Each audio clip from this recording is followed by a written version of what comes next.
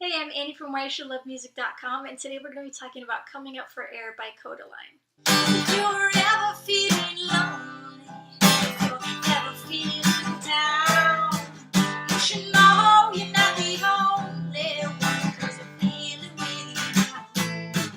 When the world is on your shoulders, you're falling to your knees, oh please. You know that love will set you free. Sometimes I can't even believe that this album is real. I have to be like, tell me it's real. Because it just feels like something that I imagined in my dream. It's like too perfect to actually be reality. But guess what? It's all in its perfect glory. It is real. Here's the front of the album and its beautifulness. Here's the back. It's fairly standard, boring. Yeah. This is actually a single LP, but it's still a gatefold. And so you get lots of splattering. Which is a little hilarious because there's actually nothing there. So why is it a gatefold, you might be asking? Great question. It's because in this little side of the pouch comes a lovely little booklet. I feel like I'm reading to a kindergarten class right now, but I'm not. So you get these cool X-ray pictures along with nice, good-sized lyrics. So it's really easy to read. It reads like a book, and then on each page you also get more fun pictures. That looks like Niall from One Direction. I just have to say it. I'm sorry. I know you hate me now.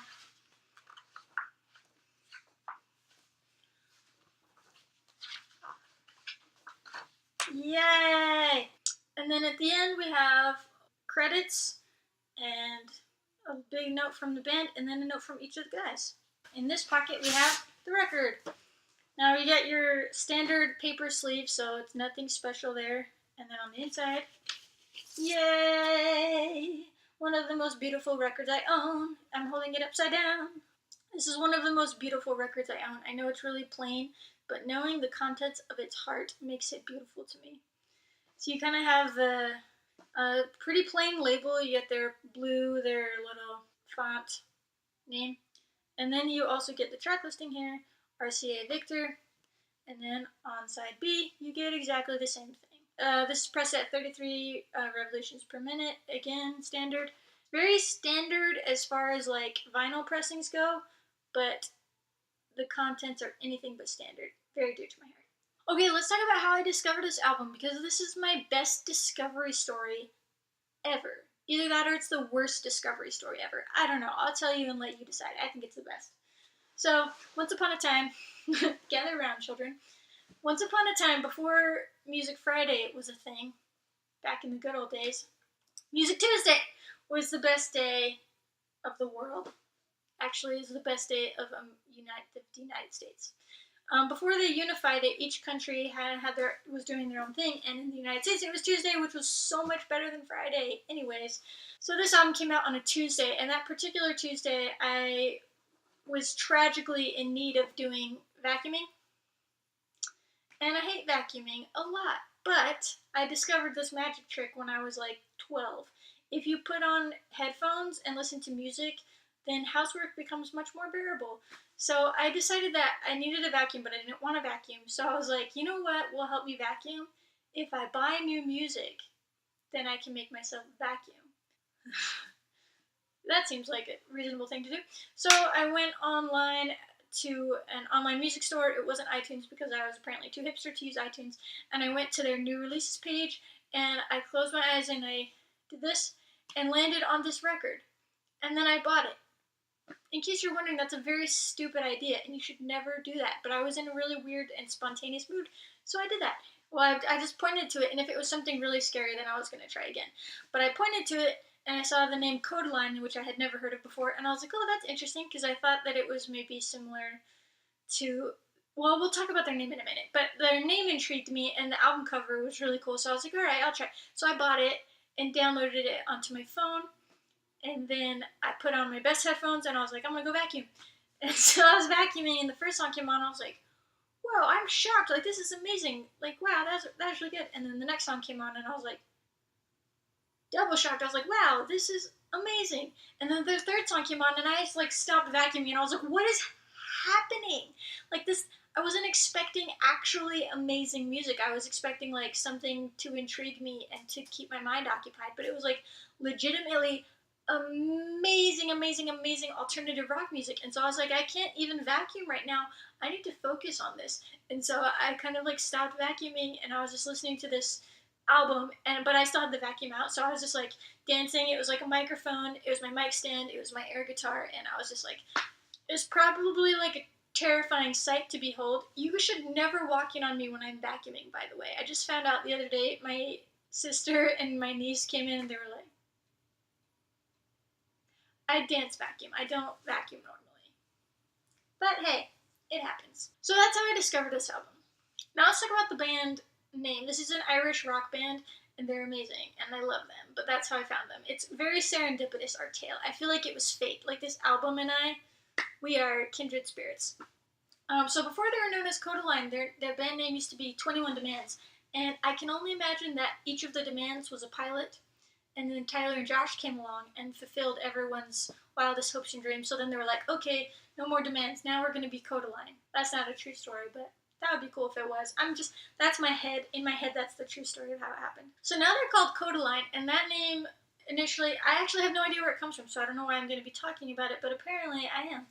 So when I first closed my eyes and pointed, and I was like, oh, Kodaline. The only reference that I have for the name Kodaline, I thought it sounded really similar to Kodai, which is a Hungarian approach to music education, particularly for children. And so I thought that maybe it had to do with music theory and movable scale and how that technique was approached. I have no idea. Still to this day, I have no idea if it's that or if it's something entirely different, but that's what I always think of in my head. You're welcome.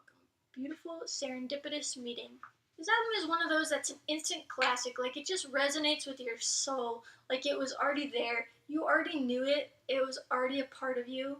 You already believe it and love it with all of your heart, but it's still new. It's not old or derivative. It's just beautifully familiar. The first track, Honest. It's a very simple song, just about being honest. Say what it is you're trying to say. And it's about the importance of communication in a relationship. And it's a gorgeous song. I'm going to say that, sorry, get ready because I'm going to say that about everything. So I'm trying not to overinflate, but then it might become too simplistic. I don't know. The One. This is a wedding song. It's really cute. It's a really, really, really cute love song. I used to be in charge of I would do a lot of weddings when I was more into the music performance gigs and stuff. And I also dated a DJ, so sometimes we would go and do weddings together. So anytime people would ask for music recommendations for their weddings, I would always be like, oh, The One.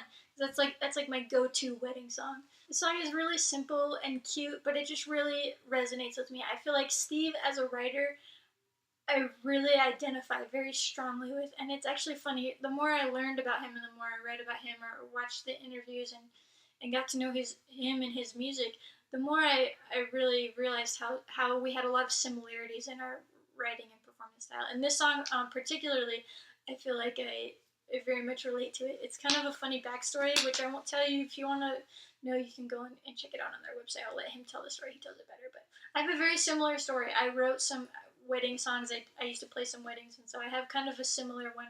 Mine's not anywhere near as good as this one. And I love the triplets, and I love the string section on this one. It's just really beautiful, and yeah, it's a beautiful wedding song. Autopilot. I love this song. I love every song on this album. I'm sorry. I really do. But this song is about just, feeling like you're living your life on autopilot, and then kind of pausing to take a break and be like, wait, is this what I want? And to kind of decide what you want out of life, and like, wait, let's start over. Let's go back and actually be an active participant in life. So it's about, sitting in the pilot seat, but then actually steering. Human Again.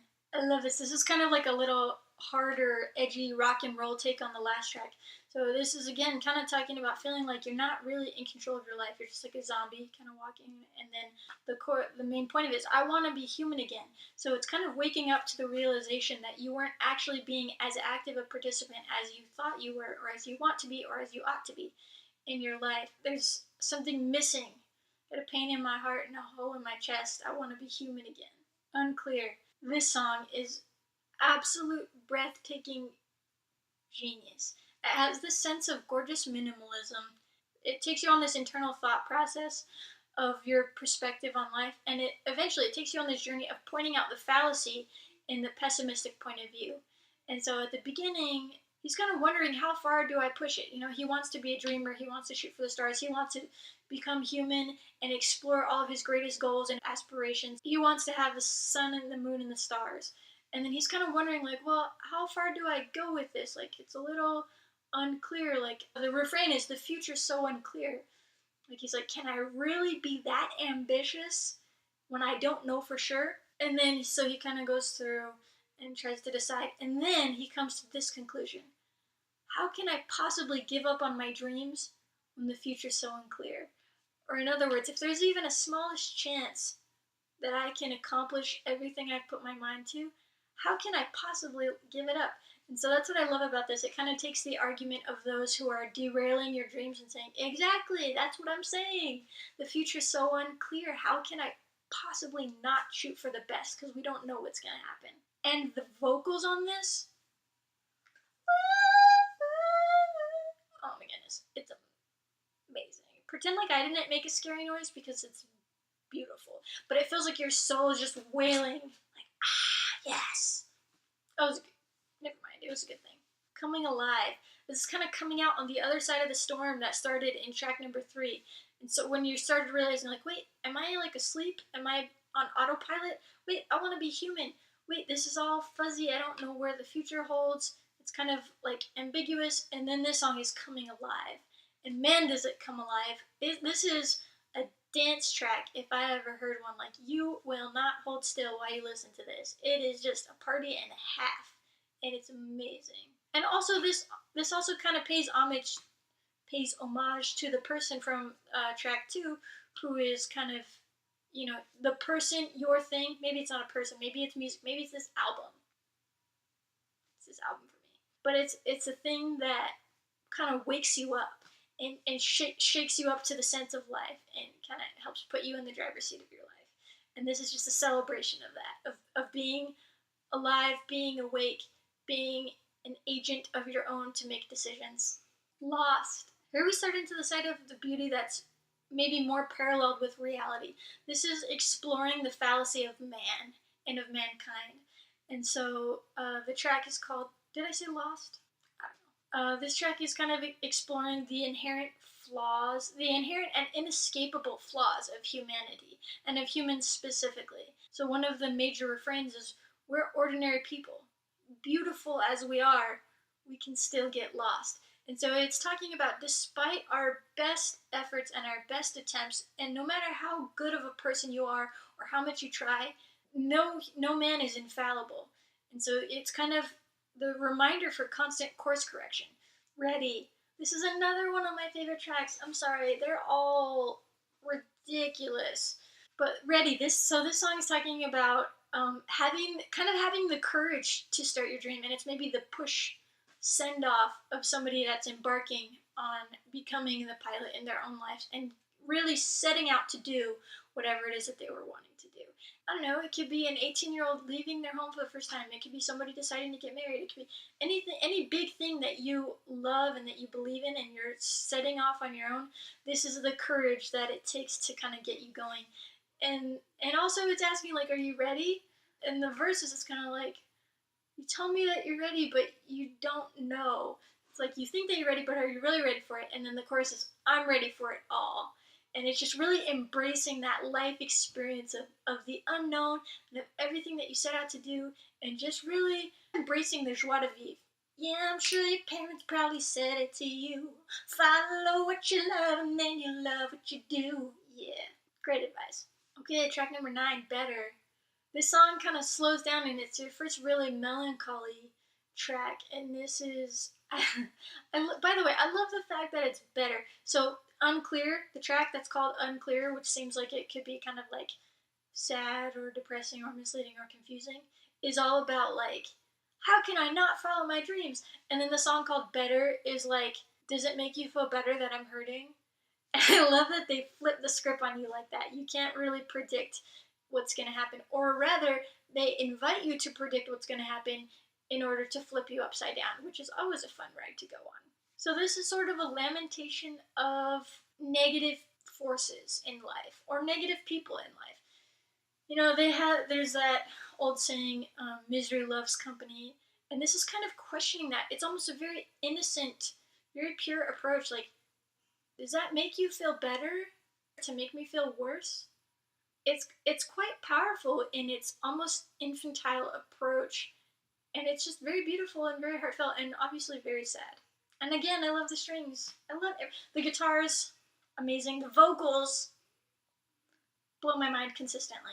Everything works out in the end. This kind of keeps the same tone as the previous track, and you'll notice again, it has a very hopeful title for a very sad, heartbreaking track, which I love the unexpectedness of that, or maybe the irony of that. It keeps largely the same tone from the previous track, but it's very piano-centric. A lot of these songs are piano-centric. I think I failed to mention the piano heretofore, which is sad. And so this is still kind of the heartbreak, but then just, deciding, you told me everything works out in the end. And so it's kind of almost like a melancholy anger at the same time with like a smidgen of hope about just deciding to move on. Play the game. Man, this song, do not play. It busts down the door and karate chops you in the face with like punk rock, empowerment. And this is about like, all right, fighting through the grief, fighting for yourself, fighting to just regain your sense of composure, your sense of identity, everything that maybe you've lost in the heartbreak and in the grief of the world. And I almost feel like this whole album, I feel like is kind of a metaphor for like growing up rather than a relationship. It almost feels to me as just someone coming into the world and then learning about the world and accepting the world and their whole journey. Well, before we were almost grieving the loss of childhood and of innocence. That sounds so cynical. Anyways, this one is deciding that you're gonna fight for yourself. And the chorus is, nobody's gonna carry you. Try harder, get smarter, dream bigger, play the game. So they're like, if this is the world that we live in, this is a game we're playing, I'm gonna win this game. Watch out, I'm coming for your life. And so it's kind of this just raw grit and determination to fight for yourself. Love will set you free. Yeah, it will. This song will set you free is what it will do. This, without a doubt, is my absolute favorite track on this album. And it is like my heart song, man. It is the sound of my soul. I heard it. It's very piano centric. And from the minute you hear those opening chords and that progression, you're just like, yes, like I know you. It just greets you like an old friend that your soul is just so familiar with. And you're like, yes, sing to me, brother. And it's a beautiful parallel because the lyrics are talking about that too. When you're tired and worn down and you feel like you're just weary from the world, just know that you're not alone. And the song is reaffirming, I feel it with you, like I'm with you. If you're all alone in the world with no one there, I'm with you. And then comes, obviously, the final message, love will set you free. No matter what you're feeling, what hardships you're facing, how lonely you are, love will set you free. And this song is just the most beautiful thing I have never conceived of. This song was actually, I had mentioned recommending The One for lots of wedding songs. This song, interestingly enough, my baby sister, when I was in charge of the music for her wedding, helping her come up with playlists and stuff, when I was asking her what song she wanted to do for, the first, well, I already knew, for the first dance and for things, but when we were picking out a father-daughter dance, my baby sister, to put it in context, is a dancer. And so the first dances were very important to her. And so I was picking out songs in 3/4 because I thought that she would want to waltz. And so I was suggesting songs for her, and she was suggesting, and we were kind of going back and forth for a while. And then my dad came in, and he was like, what about Love Will Set You Free? And I was like, I had never thought of this song in that context, but as soon as he said it, it was so beautiful. And my sister was kind of like, well, and he was like, no, just stop and listen to the lyrics for a minute. And they both stopped, and I played this song. We were actually setting up for the wedding, it was a few nights before, and everything was. So we all stopped, and I played the song, and they listened to the lyrics, and I'm not gonna lie to you, a few of us may have teared up, and so now every time I hear this song, I used to just resonate within myself, but now every time I think of my baby sister and my dad, and it's just a beautiful moment. Kodaline is really, I feel this album in particular, but the band in general really feels just like an old friend. If you're ever feeling lonely, if you're ever feeling down, you should know you're not the only one, 'cause I feel it with you now. When the world is on your shoulders and you're falling to your knees, so please, you know that love will set you free. Yeah. Whatevs.